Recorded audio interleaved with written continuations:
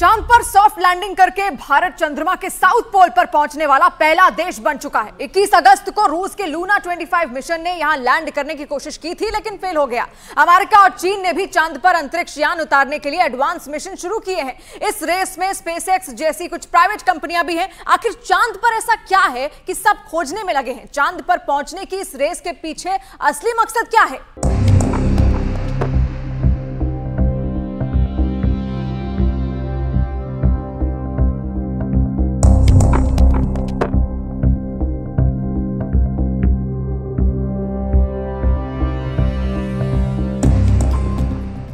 चांद, चंद्रमा, चंदा मामा, मून मिशन।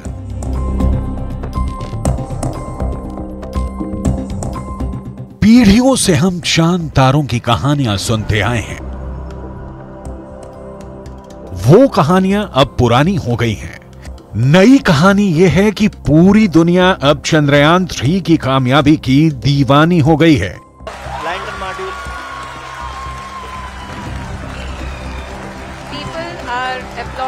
चंदा मामा बहुत दूर के हैं, अब एक दिन वो भी आएगा जब बच्चे कहा करेंगे चंदा मामा बस एक टूर के हैं। धरती पर जन्म लेने के बाद से ही इंसान चमकते चांद को जानने में लगा है। भारत का चंद्रयान 3 इसी मिशन का सबसे ताजा पड़ाव है। मेरे प्यारे परिवारजनों, जब हम अपनी आंखों के सामने ऐसा इतिहास बनते हुए देखते हैं तो जीवन धन्य हो जाता है। ऐसी ऐतिहासिक घटनाएं राष्ट्र जीवन की चिरंजीव चेतना बन जाती है। ये पल अविस्मरणीय है, ये क्षण अभूतपूर्व है। इसरो के चंद्रयान 3 ने उस चांद को छू लिया है जो चमकता है, जो दमकता है, जिसकी चांदनी धरती के कोने कोने में रहने वाले इंसानों को लुभाती है। वो चांद रहस्यों से भरा हुआ है।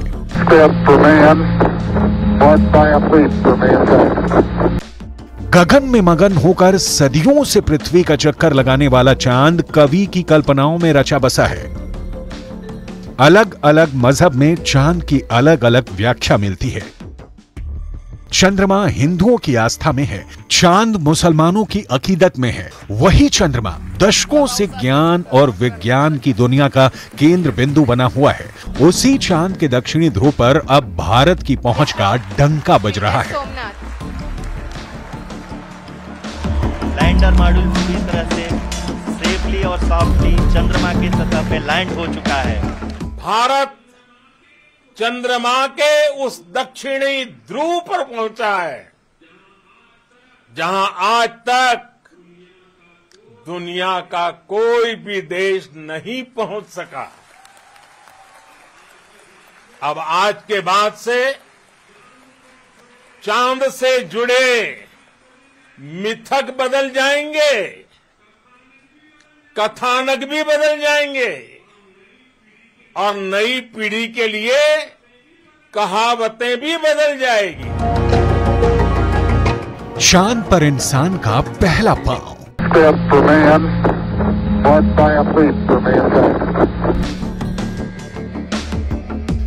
चांद की सतह पर पानी की खोज और अब चांद के दक्षिणी ध्रुव पर भारत की पहुंच। जी, आपका तो नाम सोमनाथ और सोमनाथ नाम चंद्र से जुड़ा हुआ है और इसलिए आज आपके परिवारजन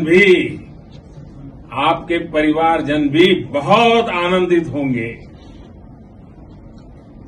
मेरी तरफ से आपको, आपकी पूरी टीम को बहुत बहुत बधाई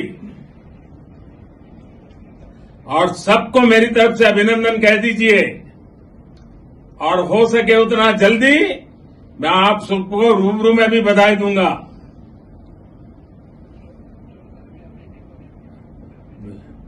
बहुत बहुत शुभकामनाएं और बहुत बहुत बधाई। ओके, नमस्कार।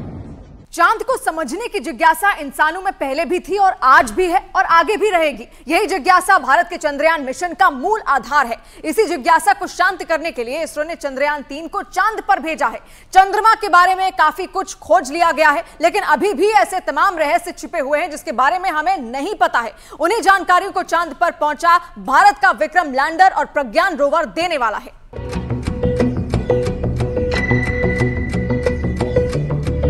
क्या ब्रह्मांड की उत्पत्ति का सनातन सत्य चांद की सतह में छिपा है? क्या चांद के धरातल का विश्लेषण ब्रह्मांड की अबूझ पहेली को सुलझाने का प्रवेश द्वार है? क्या धरती पर मौजूद जल, जंगल, जमीन, फूल और खुशबू का तार चंद्रमा के इस वीरान संसार से भी जुड़ता है?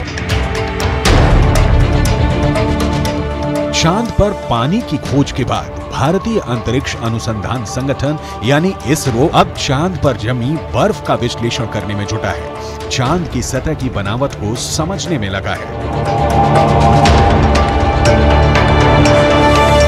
अभी तक चंद्रमा से जुड़ी कई हैरान कर देने वाली जानकारियां सामने आई हैं। दावा किया जाता है कि चंद्रमा की मिट्टी में कई तरह के खनिज हैं और यही वजह है कि चांद पर पहुंचने के लिए तमाम देशों में होड़ लगी है। चांद की सतह पर पानी होने के भी सबूत मिल चुके हैं। वैज्ञानिकों का मानना है कि चांद पर जीवन के सबूत भी मिल सकते हैं। अंतरिक्ष में चंद्रमा धरती का सबसे करीबी पड़ोसी है। पिछले 6 दशकों में इंसानों ने 100 से भी अधिक मून मिशन को अंजाम दिया है। सभी मिशन को कामयाबी नहीं मिली, लेकिन इन मिशन ने चांद को सबसे ज्यादा खोजा जाने वाला स्थान जरूर बना दिया।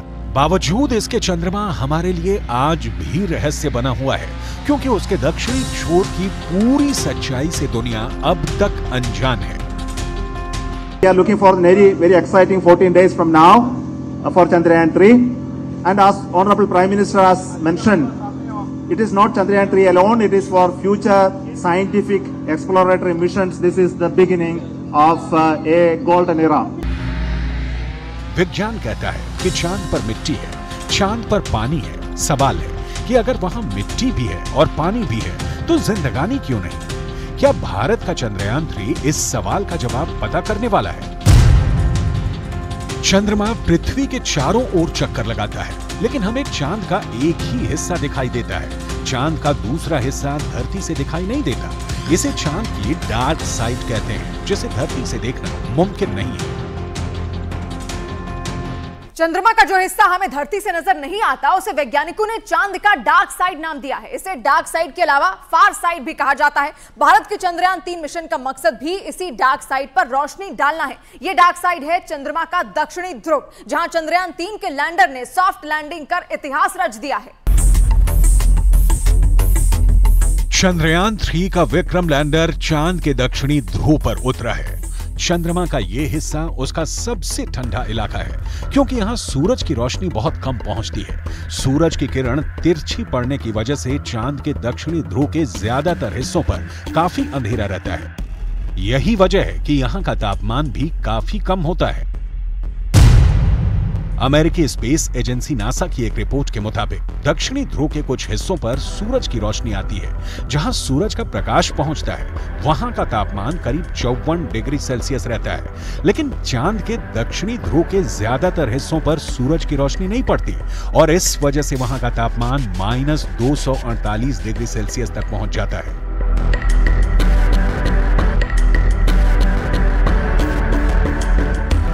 नासा के मुताबिक चांद के दक्षिणी ध्रुव पर बर्फ है।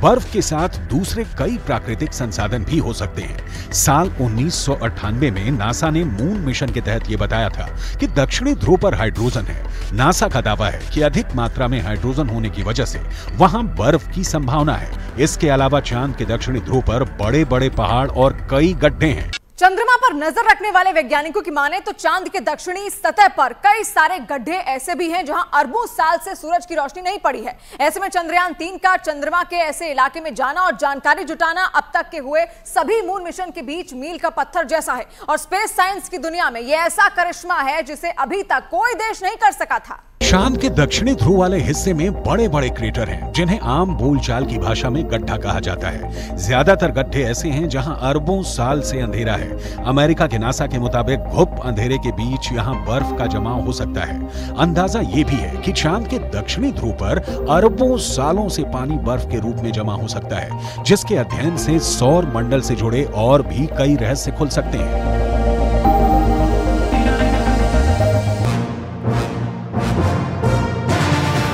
यानी भारत का चंद्रयान 3 चांद के उस हिस्से में पहुंचा है जो हमें नहीं दिखता है। सवाल है, आखिर चंद्रमा का एक ही हिस्सा हमें क्यों दिखता है? चांद खुद भी अपनी धुरी पर घूमता है और पृथ्वी के गुरुत्वाकर्षण बल के कारण चंद्रमा उसके चारों ओर चक्कर लगाता रहता है। धरती का यही गुरुत्वाकर्षण बल हमें चांद के दूसरे तरफ को देखने नहीं देता। दरअसल चांद में पृथ्वी से जुड़ा एक गुरुत्वाकर्षण केंद्र है। गुरुत्वाकर्षण केंद्र चांद के बीच में नहीं, बल्कि उस हिस्से में है जो धरती की तरफ है। पृथ्वी का गुरुत्वाकर्षण बल चांद को अपनी तरफ खींचे रखता है। इसी वजह से चांद एक ही स्थिति में धरती के चारों तरफ घूमता रहता है और चंद्रमा का दूसरा हिस्सा धरती से नजर नहीं आता। धरती से 3,84,000 किलोमीटर की दूरी तय करके चांद पर पहुंचा विक्रम लैंडर चांद के उस दक्षिणी ध्रुव के तिलिस्म को तोड़ने वाला है। इसरो के मुताबिक चंद्रयान 3 के 3 अहम मकसद है। पहला, विक्रम लैंडर की चांद के दक्षिणी सतह पर सुरक्षित और सॉफ्ट लैंडिंग। दूसरा, प्रज्ञान रोवर को चांद की सतह पर चलाकर दिखाना।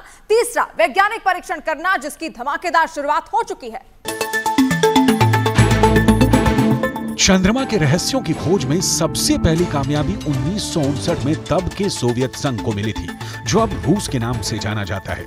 12 सितंबर 1959 को धरती से लॉन्च किया गया रूस का स्पेसक्राफ्ट लूना 2 चांद की सतह से जा टकरा। 7 बरस बाद 1966 में सोवियत संघ ने एक बार फिर चांद पर दस्तक दी। 3 फरवरी 1967 को लूना 9 चांद की सतह पर पहली बार सॉफ्ट लैंडिंग करने में कामयाब हो गया। यह वो वक्त था जब सोवियत संघ और अमेरिका के बीच शीत युद्ध चल रहा था। दोनों देशों में धरती के साथ साथ स्पेस रिसर्च को भी लेकर एक होड़ लगी थी। इस होड़ का सबसे अहम हिस्सा चांद तक पहुंचने की दौड़ थी। सोवियत संघ को पीछे छोड़ने के लिए तब अमेरिका ने इंसान को चांद तक ले जाने और सुरक्षित वापस लाने का लक्ष्य तय किया। Before this decade is out, of landing a man on the moon and returning him safely to the earth. 1, 0, all engine running. Liftoff. We have a liftoff. 32 minutes past the hour. Liftoff on Apollo 11. America के Apollo 8 mission ने America के 3 अंतरिक्ष यात्रियों को चांद की कक्षा में पहुंचा दिया। ऐसा पहली बार था जब इंसान चांद के इतने करीब पहुंच गया था। इसके बाद वो दिन भी आया जब अमेरिका ने चांद पर इंसानों को उतार दिया। यह मिशन था अपोलो 11। अपोलो 11 के जरिए अमेरिका ने चांद तक ऐसी छलांग लगाई जिसे आज तक कोई दूसरा देश दोहरा नहीं पाया। वो छलांग थी चांद पर इंसानों का पहला कदम।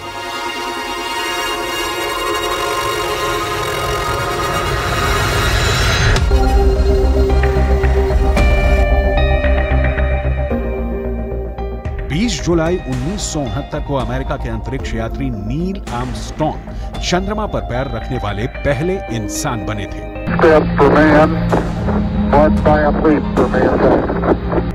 चांद पर उतरने वाला लूनर लैंडर 2 लोगों को लेकर गया था। नील आर्मस्ट्रॉन्ग के अलावा बज एल्ड्रिन भी वहां बाद में उतरे थे।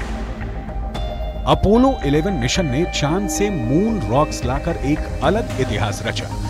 अपोलो 11 मिशन के दौरान करीब 22 किलो सामान चंद्रमा से लाया गया था। इसमें तकरीबन 50 चांद के चट्टानों के टुकड़े और चांद की मिट्टी शामिल थी। चांद पर पहुंचने की स्पेस रेस आगे भी चलती रही। इस दौड़ में यूरोपियन एजेंसी, जापान, यहां तक कि चीन भी कूद पड़ा। लेकिन मून रिसर्च में अगली कामयाबी भारत को मिली। वो कामयाबी थी चांद की सतह पर पानी की खोज की। वो 2003 का साल था और नवंबर का महीना था जब भारत सरकार ने पहली बार इसरो के मून मिशन के लिए चंद्रयान 1 की मंजूरी दी। करीब 5 साल बाद 22 अक्टूबर 2008 को चंद्रयान 1 को लॉन्च किया गया था और यह 30 अगस्त 2009 तक चांद के चक्कर लगाता रहा। भारत के चंद्रयान 1 में एक खास यंत्र लगा था। इस डिवाइस का नाम था मून इंपैक्ट प्रोब। यानी MIP। वो MIP ही था जिसने 14 नवंबर 2008 को चांद की सतह पर उतरकर अंतरिक्ष विज्ञान की दुनिया में भारत का दबदबा बढ़ाया और चांद तक पहुंचने वाला दुनिया का चौथा देश बन गया। इससे पहले सिर्फ अमेरिका, रूस और जापान ही ऐसा करने में कामयाब हो सके थे। इसी डिवाइस ने चांद की सतह पर पानी की खोज की। चांद पर पानी का पता लगाना अपने आप में इतनी बड़ी खोज थी कि अमेरिका के स्पेस साइंस ऑर्गेनाइजेशन नासा भी भारत की पीठ थपथपाने को मजबूर हो गया। जो चंद्रयान 1 हमने सबसे पहले भेजा है, उसी से हमें दुनिया को पता चला है वहां पर चंद्रमा पर पानी है। पहले हम ये सोचते थे वहां पर पानी बिल्कुल नहीं है। जितने भी मिशन वहां पर गए हैं पहले से, दुनिया का जिसे भी जिसने भेजा हो, सबने यह अनुमान लगाया कि वहां पर पानी नहीं है। लेकिन हमारा चंद्रयान 1 जो मिशन हमने भारत ने भेजा है, उसी से पता चला है, दुनिया को पता चला है वहां पर पानी है। तो उसको नजर में रखते हुए हमने 2 को भी भेजा है और 3 को भी भेजा है। साल 2019 में भारत ने चंद्रयान 2 को चंद्रमा पर भेजा। लक्ष्य था चांद के दक्षिणी ध्रुव पर सॉफ्ट लैंडिंग। इससे पहले अमेरिका, रूस और चीन ने चंद्रमा की सतह पर सॉफ्ट लैंडिंग करवाई थी, लेकिन दक्षिणी ध्रुव पर नहीं। चंद्रयान 2 जब चंद्रमा की सतह पर उतरने ही वाला था कि लैंडर विक्रम से संपर्क टूट गया। आखिरी पल में चंद्रयान 2 का 47 दिनों का सफर अधूरा रह गया।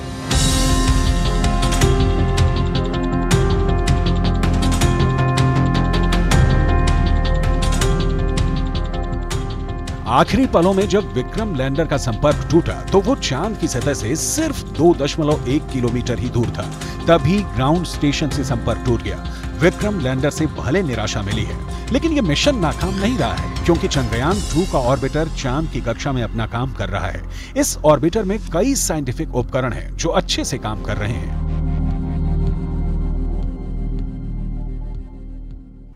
4 साल पहले जो काम अधूरा रह गया, उसे अब चंद्रयान 3 के विक्रम लैंडर ने पूरा कर दिया है। वो विक्रम लैंडर ही है जो इसरो के बरसों पुराने सपने को साकार कर चंद्रमा पर हिंदुस्तानी झंडा गाड़ दिया है।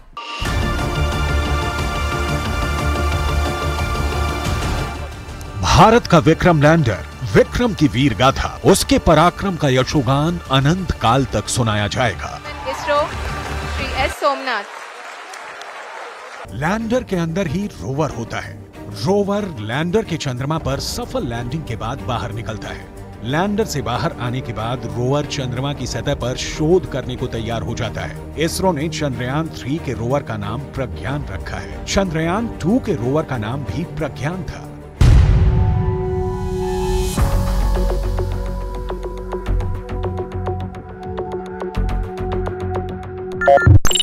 प्रज्ञान रोवर APXS से लैस है।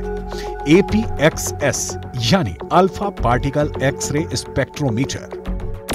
APXS चंद्रमा की सतह की मौलिक संरचना की जानकारी जुटाएगा। यह चांद की सतह पर केमिकल और मिनरल का अध्ययन करेगा। वो चंद्रमा के दक्षिणी ध्रुव की सतह की रासायनिक संरचना का पता लगाएगा। वहीं रोवर में लगा लिप्स यानी laser induced breakdown spectroscope landing site के आसपास की चांद की मिट्टी और चट्टानों में मैग्नीशियम और एल्यूमिनियम जैसे रासायनिक तत्व किस अनुपात में मौजूद हैं, इसका विश्लेषण करेगा। रोवर जो डेटा इकट्ठा करेगा उसे लैंडर के पास भेजेगा, जिसे लैंडर जमीन पर इसरो के कमांड सेंटर को भेजेगा। लैंडर के माध्यम से ही इसरो के वैज्ञानिक रोवर को कमांड भेजेंगे। प्रज्ञान के काम की शुरुआत लेजर बीम के साथ होगी। लेजर बीम की मदद से रोवर चंद्रमा की सतह के एक टुकड़े को पिघला देगा। इस प्रक्रिया में मौके से जो गैसें निकलेंगी, रोवर उन गैसों का विश्लेषण करेगा। साफ है, महज 26 किलो वजन वाला प्रज्ञान रोवर चांद पर बहुत ही भारी काम करने गया है, बहुत बड़ा काम करने गया है। यह काम है चांद की मिट्टी को परखना, चांद की चांदनी को समझना, चांद की शीतलता के कारणों का पता लगाना, जिसे प्रज्ञान अपने विवेक से बखूबी अंजाम देने वाला है।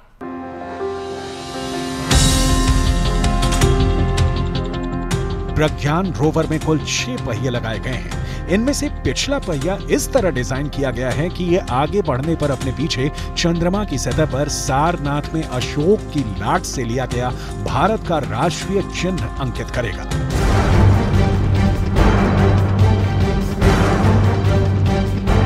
वहीं इसका दूसरा पिछला पहिया इसरो का निशान प्रिंट करेगा। यानी प्रज्ञान के पहिए से उकेरे गए निशान हमेशा के लिए चांद पर भारत की मौजूदगी की गवाही देंगे।